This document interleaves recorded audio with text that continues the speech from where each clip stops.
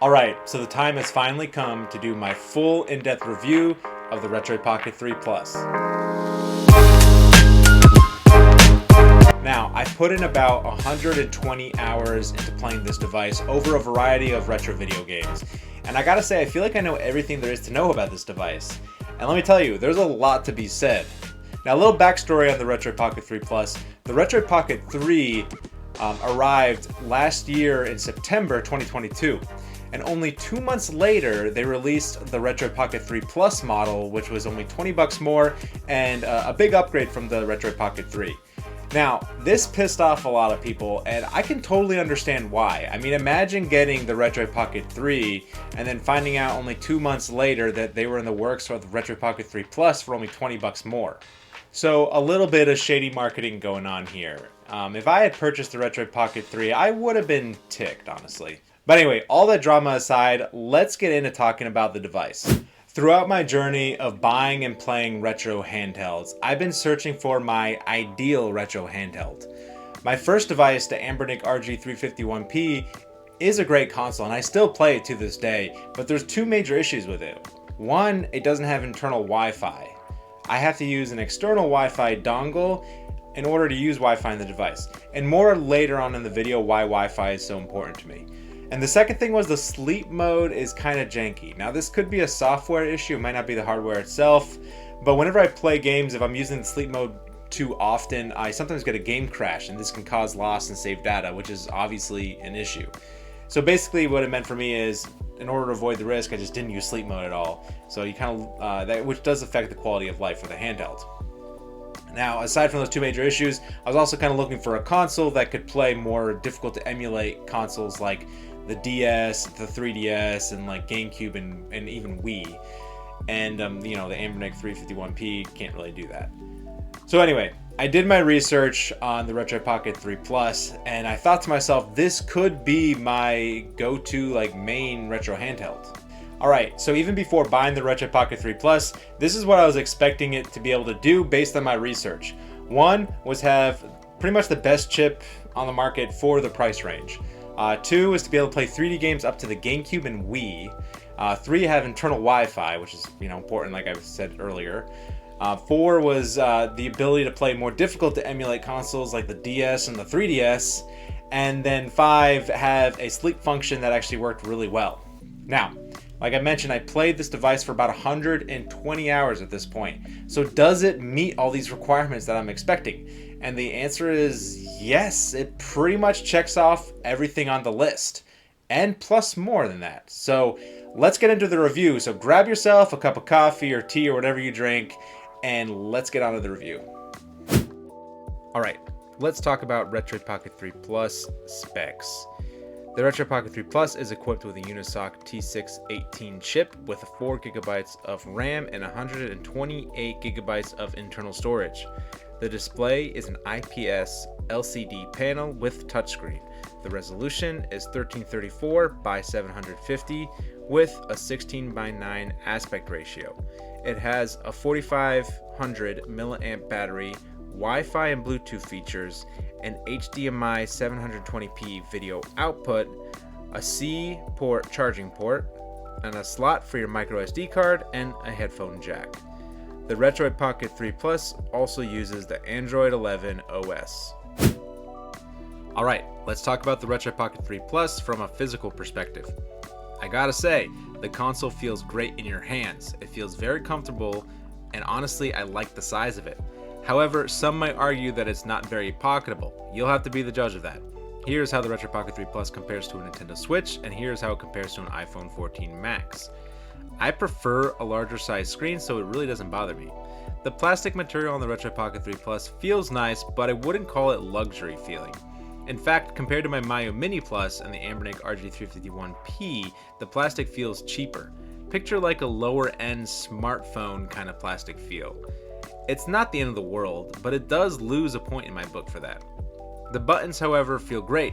Honestly, the buttons and the D-pad on this device probably feel the best out of all the retro handhelds I own. Not too clicky, but also registers perfectly fine every single time. The D-pad does not protrude out much from the console, and there isn't much travel to it when playing games. I think this works very well for those situations where you need an accurate diagonal control in a game that uses the D-pad. The joysticks feel nice and rubbery, and I like that they're situated on the bottom of the console. I play mostly PlayStation, so it makes sense that this feels right to me. The stacked shoulder buttons are again very sturdy, and I love that the R2 and L2 protrude out of the back, making it very distinguishable from the R1 and L1. The last thing I'll say about the buttons is the placement of the home button. I think it's placed in an awkward spot, right here on the right side. As you can imagine, it's pretty easy to accidentally press it while gaming. However, the default setting requires that you press the home button twice to quit the game, which kind of gives you a warning when you eventually accidentally press it. Alright, the screen. The IPS display is very nice. During the review process, I played Pokemon Emerald. The Retroid Pocket 3 Plus makes GBA look amazing, which is important for me because Game Boy Advance is one of my favorite consoles of all time. The aspect ratio is really designed for modern gaming, so you'll always end up with black bars when playing retro consoles, but honestly, I hardly notice this. Now, this might have only been an issue with the console I received, but when I first put in my micro SD card in the card slot on this device, I was having trouble getting it out. For whatever reason, it wouldn't pop out normally. I had to kind of grab the card and yank it out. This only seemed to be an issue for like the first 5 times or so that I put the card in. Now it pops out normally like it should. Odd, I know, but if you purchase this device and this is happening to you, it's possible it'll start working like normal as it did for me. Finally, the battery life. The battery life for this console is great, at least for less powerful games. I haven't tested the battery life for like GameCube games or more demanding consoles. But for stuff like SNES, N64, Game Boy Advance, this device can last a long time without charging, and the battery indicator is very helpful. I easily go for about 2, 3, or 4 hours of play sessions without needing to charge it. Unlike other retro handhelds that come pre-built with an existing library of retro games, the Retroid Pocket 3 Plus does require some setup in order to play the classics like NES, SNES, Game Boy, and Game Boy Advance. If you are not tech savvy at all and simply want a device to boot up and start playing the classics, this might not be the right fit for you. Now, the setup process isn't very difficult. Just make sure you're using a good guide. Personally, I followed Retro Game Core's setup guide. By the way, if you'd like me to make videos on quick setups for consoles like these, let me know in the description below. Like most retro handhelds, you'll want to purchase a name brand micro SD card like this SanDisk one. I kept my setup as simple as possible. I downloaded Dolphin for handheld, Citra for 3DS, and of course, RetroArch for virtually everything else. I love using RetroArch because it consolidates all the other emulators I need and lets me set up retro achievements. For those of you that don't know, Retro Achievements is a community-built achievement system where you can create an account, collect achievements from virtually any retro video game, and then showcase your achievements on the website, much like Xbox Achievements or PS5's trophy system. It's honestly brilliant and a service I highly recommend you check out. Alright, now that we've gone over the system specs, let's talk about the gameplay. I tested a variety of games, playing them all the way to completion. The first game I played on my Retroid Pocket 3 Plus was Pokemon Crystal.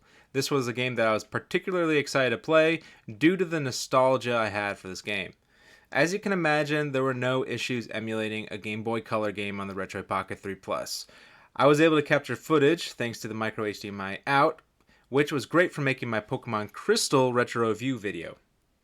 This was, however, a very fun game to play, and I highly recommend you play through Pokemon Crystal, whether it's for the first time or reliving that nostalgia. The next game I booted up was Pokemon Emerald for the Game Boy Advance. As I mentioned earlier, Game Boy Advance looks stunning on the Retroid Pocket 3 Plus, especially when you're using the GBSP emulator. I mean, just check out some of this footage. Hopefully the camera does it justice, but probably not.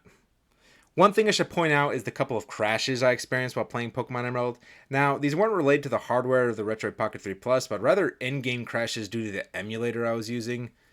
Also, I relied heavily on the sleep mode function, and occasionally the game would reset if I was putting it into sleep mode while playing the game in the emulator itself. This is never an issue when you put the device into sleep mode just normally outside of the emulator. just keep in mind that when you are playing a game and you put it in sleep mode, you could end up with some funky behavior like the game resetting. Now, in order to avoid any data loss, just make sure you're saving a lot. Create a lot of save states so that if you ever put your game into sleep mode, turn it back on, and it just happens to reset, at least you'll have your save point to go back to. And by the way, this only happened to me with RetroArch. I can't really speak for other emulators. Anyway, Pokemon Emerald is probably my favorite Pokemon game of all time, so you can safely assume that a playthrough went by really fast. One thing I wanted to point out at this time is the quality of the D-pad. In this game, I spent a lot of time grinding on fast forward. That meant mashing around the D-pad, moving around tall grass looking for Pokemon in fast forward mode. Through this grinding, I felt like I put a lot of strain on the D-pad, and honestly, it held up just fine. Next, I decided to play a little bit of Super Mario World 2 Yoshi's Island for the SNES. I've heard this game in particular can be difficult to emulate due to a special chip contained within the cartridge itself. For this reason alone, it was a good idea to test it out. Plus, this game's a lot of fun, so why not? No issues here with emulation, everything ran smoothly.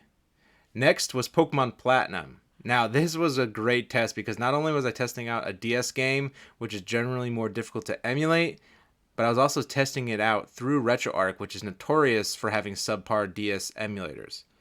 With Pokemon Platinum, I had no problem with the emulation, except for a few areas that had noticeable frame drops, as long as I used a specific screen orientation. You can see here, if you go to RetroArch's quick menu while playing a DS game, go to the core options, and then screen layout, there are multiple options for the screen layout. If I play top only, I can basically get no frame drops or music distortion. However, playing with this layout meant that I had to push R2 in order to switch to the bottom screen, and as you can see, the bottom screen's touchpad does not work in this specific orientation. So I would have to manually select options using the keys, which is not a problem for Pokemon Platinum, but for some games that could be an issue. But if you go to a layout that includes the bottom screen like this hybrid one, then the touchscreen works just fine. But this hybrid layout led to noticeable frame drops and music distortion. Here you can check out some footage to compare.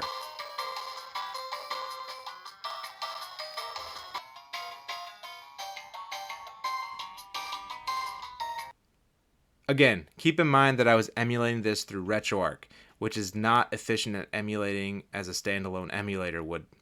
I did this so I could collect the retro achievements for Pokemon Platinum. Finally, I would also add I played a ton of Crazy Taxi because this game is so much fun. This is the Dreamcast version, and the game played smooth as butter through RetroArch's core. Oh, and I almost forgot. I also played through the first dungeon of Legends of Zelda Ocarina of Time because I was testing out playing this device on a TV with a PS5 controller. Curious how this works? Check out the link in the description on how to turn your Retroid Pocket 3 Plus into a retro game home console. By the way, if you're wondering where to purchase this device, I personally got it through Grow Retroid. It took a couple weeks to deliver to me just because it was coming from China. Luckily now you can actually buy it through Amazon, which was not available to me at the time. This could be a better option for you because even though it's a little bit more expensive, you do have the guarantee of purchasing it through Amazon. So if there's any issues, the refund is pretty easy. Plus, you can get it in like 2 days. All right, so you've seen gameplay footage of Game Boy, Game Boy Advance, SNES, N64, and Dreamcast. Now let's show you footage from other consoles so that you can really see what this device can do.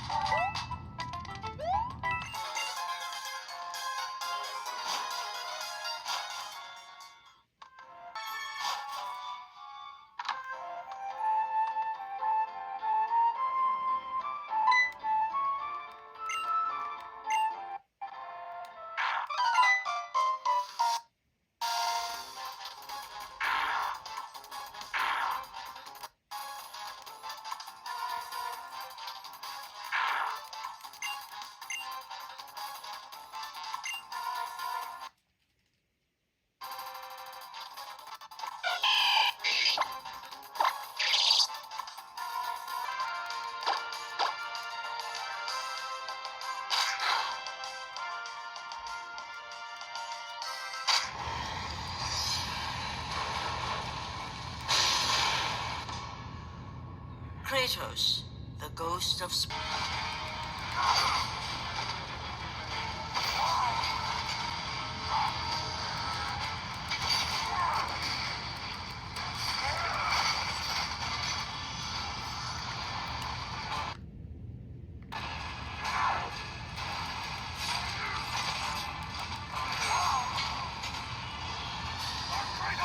Alright, let's talk about the features that I really like about the Retroid Pocket 3 Plus.